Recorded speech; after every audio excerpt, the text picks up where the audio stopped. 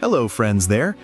The U.S. imports about 120 million bushels of wheat a year, and by several industry estimates, Canada supplies the overwhelming majority, often cited around 98% of U.S. wheat imports. That's not patriotism or preference, it's chemistry and infrastructure. Why Canadian wheat is hard to replace, fast. American mills don't buy Canadian wheat because it's cheaper. They buy it because it's specific. Hard red spring, or HRS, from the prairies is prized for high protein and strong gluten, which helps mills blend it with softer U.S. wheats to hit consistent baking performance. Durum, for pasta or semolina, is a chronic pinch point. U.S. supply often doesn't cover demand, and milling capacity has grown while domestic production hasn't kept pace. That means this isn't just a farm story, it's a milling and formulation story. Plants, contracts, QA systems, and product specs are tuned around those Canadian classes. Swapping suppliers isn't like switching soda brands, it's like changing the flour in a factory line that's calibrated to the gram. What tariffs actually do in this kind of market? If broad U.S. tariffs hit Canadian inputs, and they have been used aggressively in the current trade fight, the win on paper becomes a cost shock in practice. Reuters reported Trump raising tariffs on Canadian goods to 35% in mid-2025. Even when there are exemptions and delays for some USMCA-covered categories, the direction is clear. Tariffs are being used as leverage, not as a scalpel. In a market where Canada dominates import supply, tariffs don't create a magical new supplier base. They mostly raise input costs for mills, squeeze margins, push price increases downstream into flour, pasta, and bread. And yes, companies can try to buy elsewhere, but the global wheat market doesn't automatically provide the same class, same specs, same logistics, same reliability at the exact moment you decide to start a trade fight. Where Mark Carney fits and where people overclaim. Carney's real message hasn't been a cinematic wheat embargo. It's a blunt critique of turning integration into coercion. Tariffs, supply chains, finance as weapons.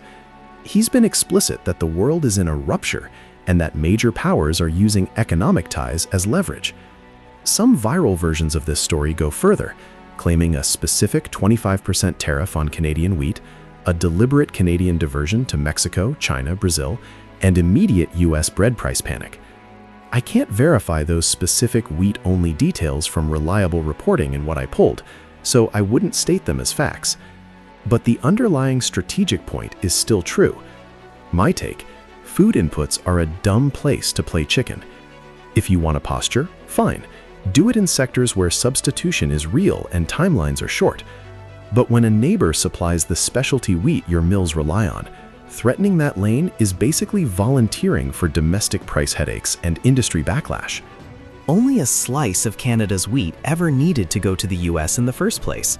Canada ships grain to dozens of markets and has long had the ability to reroute volumes when price, politics, or logistics shift. What changed under Carney wasn't that Canada suddenly discovered alternatives, it was that Ottawa started treating diversification as core economic security, not a nice-to-have. Carney put that into an actual target. Double Canada's non-U.S. exports over the next decade. That's not a vibe, that's a policy marker, stated explicitly amid tariff pressure and investment chill. And he didn't sell it with abstract talking points, he used logistics as theater. When a CPKC unit train moved Canadian grain, including wheat, into Mexico City, Carney's government framed it as proof Canada has options, and the rail link itself became the message. North American geography cuts both ways. The symbolism matters because wheat is a quiet dependency. The U.S. produces a lot of wheat, yes, but not all wheat behaves the same in a mill. Hard spring wheat and durum aren't easily replaced on short notice if your product lines and blending formulas are built around them. When politicians talk as if wheat is interchangeable, they're basically admitting they don't understand how food manufacturing works.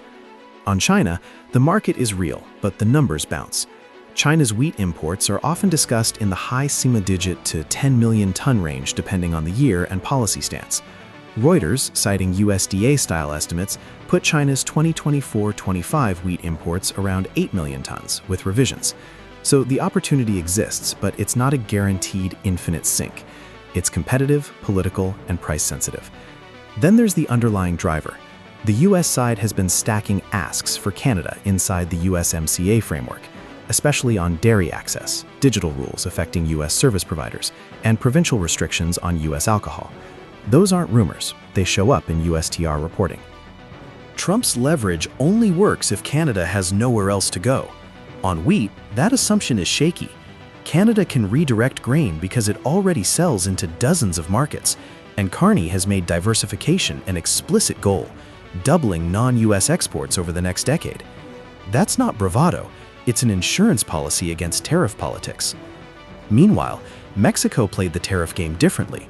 President Claudia Sheinbaum has repeatedly sought pauses or reprieves through direct calls and negotiation, buying time and reducing immediate damage. Canada's farm exporters didn't get that same kind of clean lane, so Carney pivoted harder. The unit train to Mexico City moment mattered because it turned logistics into message. Canada can move prairie production into Mexico using the CPKC corridor, and it can do it without treating Washington as the only gatekeeper. The optics were deliberate, cooperation with Mexico framed as partnership, not submission. On China, the story is less Canada replaces the U.S. and more Canada proves it has options. Carney's Beijing trip and meetings with Xi Jinping were real and explicitly positioned as building a broader Canada-China economic track, including agriculture. And Trump's response, threatening a 100% tariff if Canada pursued a China deal, was also real. Here's my bottom line. Tariffs don't just punish the seller. In tight, specification-heavy supply chains, wheat classes, milling blends, durum for pasta, they punish the buyer too, because the cost gets embedded into flour and food manufacturing. You can see the broader food inflation sensitivity in official U.S. data. Food prices rose 3.1% from December 2024 to December 2025, and wheat flour price series exist precisely because consumers feel these basics quickly. So no, it's not Carney being stubborn, it's him reading the board correctly. Trump's threats only bite if Canada panic. If Canada can sell wheat to Mexico, compete harder in Asia when the window opens, and keep building non-U.S. lanes, then the U.S. loses the one thing tariffs assume: dependence. Trump didn't really reverse anything. He did the more political move. Keep the tariff on paper, soften the pain in practice. Clearances got smoother, shipments moved faster, and the drama at the border quieted down. Trade groups started noticing fewer friction points, not because the policy changed, but because enforcement stopped being the headline. Carney noticed too, and that's the part people miss. He didn't interpret it as goodwill. He read it as a tacit admission that the tariff was hurting the wrong side. And once a customer proves it can turn your market access into a bargaining chip, you don't go back to normal. You build exits. Canada already exports wheat to over 60 countries, so the pivot wasn't hypothetical. It was commercial reality. Find buyers who want consistent quality, sign longer contracts, lock logistics, and reduce exposure to one unpredictable market. The U.S. used to be a valuable premium buyer for certain classes, small share, high importance. Tariff politics made that premium market unstable, and instability is poison for farmers and grain handlers who plan seasons ahead. So the U.S. share falls, not as punishment, but as risk management. Reliable customers aren't the ones who always pay the most. They're the ones who don't threaten tariffs every time a domestic political cycle needs a villain. This is where food security stops being a slogan. The United States produces plenty of wheat, but not always the right kinds for everything its food system demands. Pasta needs durum. Premium bread needs high-protein spring wheat for blending and performance. Those supply constraints aren't solved by tariffs, speeches, or Buy America vibes. They're solved by agronomy, geography, and years of supply chain design. Trump's bet was straightforward. Canada will blink because losing the U.S. market hurts. 3 problems with that bet. 1, Canada didn't blink. It routed volume elsewhere and treated diversification as strategy, not retaliation. 2, U.S. millers didn't have clean substitutes, so costs rose and the industry pushed back. 3, consumers felt it, because tariffs are a tax that moves through the chain. Millers, bakeries, retailers, shoppers. People don't need a policy brief to notice bread and pasta getting pricier. And here's the uncomfortable truth. Even if enforcement gets quietly less aggressive, the damage is already baked in. Trust doesn't reset when paperwork gets easier. Canadian exporters learned the U.S. can be an unreliable partner by choice, and that lesson doesn't unlearn itself. Carney's line, "Sell to partners who respect agreements, don't weaponize trade, and don't treat suppliers like punching bags," isn't emotional, it's policy logic. If the U.S. wants to be a stable buyer again, it can. If it doesn't, Canada will keep building alternatives. Wheat just makes the lesson easy to see. The same pattern applies to anything integrated and hard to replace on short timelines: potash, lumber, aluminum, energy, electricity. Tariff threats create leverage only in the moment. Over time, they create something worse for the country using them.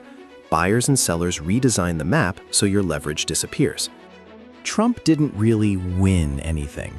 He kept the tariff on paper, then quietly eased enforcement, so the blowback, higher costs, industry complaints would die down.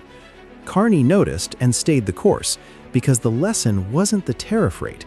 It was that the U.S. market can become political overnight, globally, and can reroute volumes when a market turns unstable. So every threat accelerates the trend. More lumber to Asia, more potash to Brazil, India, more energy diversification. Not because Canada wants a fight, because exporters need reliable customers. Trump's mistake was treating Canada like an adversary he could bully into concessions. Canada isn't a captive market. It's a neighbor with alternatives and a long memory.